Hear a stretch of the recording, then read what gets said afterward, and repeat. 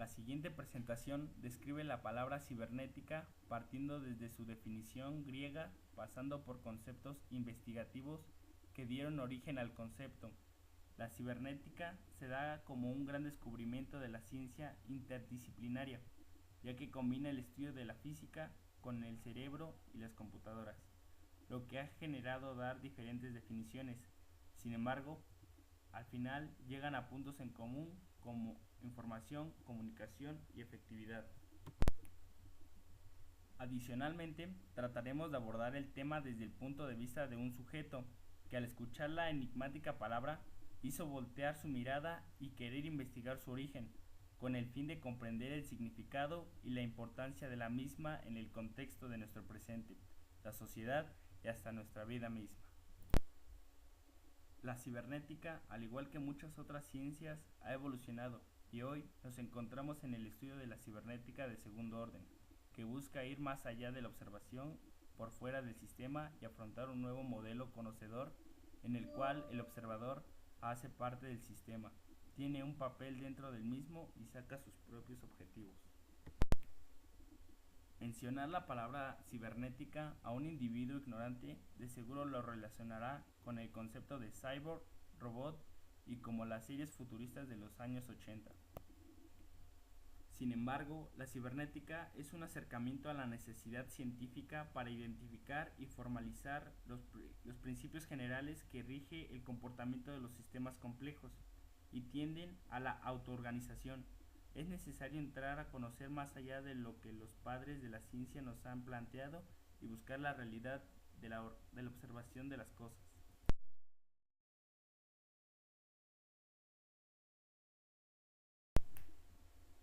La cibernética ha tenido su evolución y de acuerdo a esto se ha desarrollado en tres niveles de orden cero, de primer y la etapa en la cual nos encontramos que es la de segundo orden. Esta última etapa responde a la cibernética de la cibernética, a preguntas tan sencillas en su concepto pero tan complejas en su realidad como ¿por qué del por qué? Orígenes y desarrollo de la cibernética. Los griegos, Platón, Herón y Ctesibios. La palabra cibernética fue utilizada por primera vez en el contexto de el estudio del autogobierno por Platón en las leyes, para significar la gestión de las personas. Las palabras de gobernar y gobernador están relacionadas con la misma raíz griega kibernetes, que significa el arte de pilotar un navío. Alrededor de 270 a.C., el griego Ctesibios de Alejandría diseñó un regulador de corcho para reloj de agua. Aparece por primera vez un regulador aplicado a una fuerza de flujo continuo. Ctesibios usó un flotador en forma de cono para controlar el nivel del agua en su embalse y ajustar la velocidad del flujo del agua en su consecuencia, para mantener un nivel constante de agua en el embalse, de modo que no desbordó ni se le permitió funcionar en seco. Esta fue la primera prótesis verdaderamente automática que no requiere la intervención externa entre la retroalimentación y el control del mecanismo. Aunque no se refieren a este concepto con el nombre de cibernética, lo consideran como un campo de la ingeniería. Ctesibios y otro como Herón son considerados algunos de los primeros en estudiar los principios cibernéticos. Neumática de Herón de Alejandría, 150 a.C. Es un control del nivel de líquido de un tanque que es muy similar a lo que hoy en día se usa en las cisternas de los retretes. La tradición greco-bizantina, simbolizada por Herón y la escuela de Alejandría, fue desarrollada en el mundo islámico yendo considerablemente más allá de los logros greco-bizantinos. En 1760, James Watt construyó el primer motor de vapor. La ingeniería tuvo que comenzar a lidiar seriamente con el problema de la interacción hombre-máquina, y por primera vez se vio en la creciente necesidad de desarrollar sistemas que ayudaran al hombre a controlar estas, es decir, a ajustar su funcionamiento continuamente de acuerdo a sus cambiantes necesidades, y, lo que es más difícil, hacerlo de una forma que no implicara la presencia continua de una persona. Esta lucha de la ingeniería por el control continúa hasta hoy. La palabra cibernétique además fue utilizado en 1834 por el físico André-Marie Ampère, 1775-1836, para referirse a las ciencias de gobierno en su sistema de clasificación de los conocimientos humanos. C. J. Maxwell formula en Inglaterra la primera teoría matemática de control automático, y no sería hasta la década de 1880 que el sistema de control de profundidad y dirección de los torpedos se haría estable.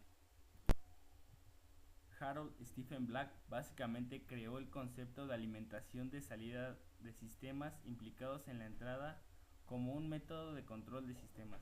El principio ha encontrado amplias aplicaciones en electrónica, incluyendo computadoras industriales y militares, el armamento, analógicas y el dispositivo biomecánicos, tales como el marcapasos. Bertalanffy define los sistemas como complejos de elementos en interacción y establece una distinción entre sistemas cerrados y abiertos, considerando que todos los sistemas vivientes son abiertos al intercambio de materia, energía e información con el entorno. Toma de canon el concepto de homeostasis o equilibrio dinámico entre entradas y salidas, lo que permite el sistema a cambio continuo a la vez que predominan condiciones relativas uniformes. La importancia del trabajo de W. Ross Ashby consiste en que transmite los esfuerzos que en su época se realizaron para fundamentar el trabajo de los cibernetistas. Su búsqueda de conceptos, de principios generales y de herramientas metodológicas para fundar una ciencia de los sistemas. Ashby se aseguró de manera particular de exponer sus ideas de manera simple, aunque a veces no tan claras como él lo pretendió, de fenómenos complejos. Entre las contribuciones más importantes de este eminente médico y psiquiatra puede citarse la noción de máquina homeostática, basada en conceptos formulados por fisiólogos que fueron sus contemporáneos. Ashby definió la máquina homeostática como un sistema capaz de mantener sus variables esenciales dentro de límites aceptables a su propia estructura y a pesar de la influencia de perturbaciones externas. La máquina homeostática es el ancestro de los sistemas autónomos y adaptativos tan buscados hoy en día por diseñadores de sistemas artificiales. Rosenbluth realizó sus estudios profesionales en la Escuela de Medicina de la Universidad Nacional Autónoma de México. Continuó sus estudios en Berlín y se graduó en la Universidad de París en 1927. Regresó a la Escuela de Medicina del UNAM, en donde trabajó como profesor e investigador.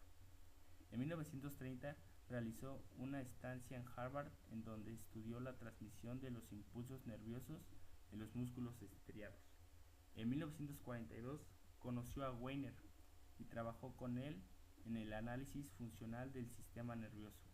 La primera colaboración de ambos se publicó en 1943 y de ella partió Wiener para desarrollar la cibernética.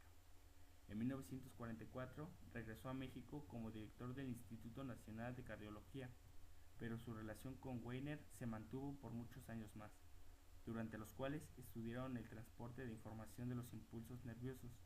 Como resultado de esta investigación, crearon un modelo matemático en el que se describen los impulsos en una red de celdas nerviosas y se hace un análisis estadístico del proceso de comunicación entre neuronas.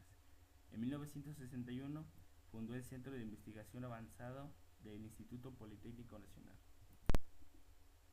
Wiener decidió estudiar matemáticas a los 13 años. A los 19 había obtenido su doctorado en la Universidad de Harvard.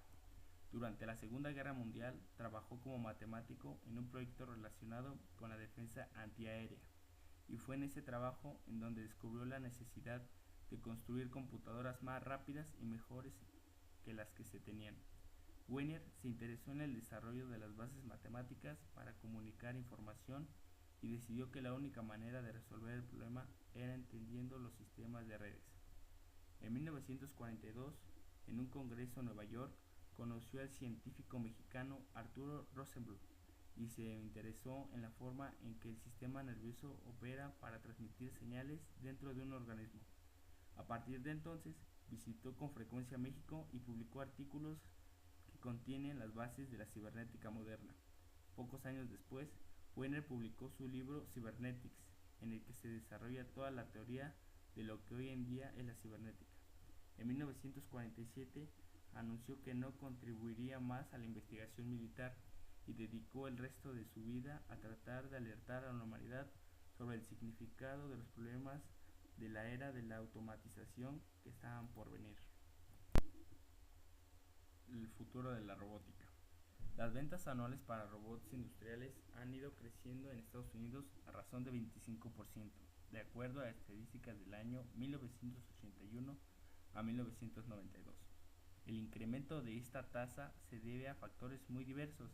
En primer lugar, hay más personas en la industria que tienen conocimiento de la tecnología y de su potencial para sus aplicaciones.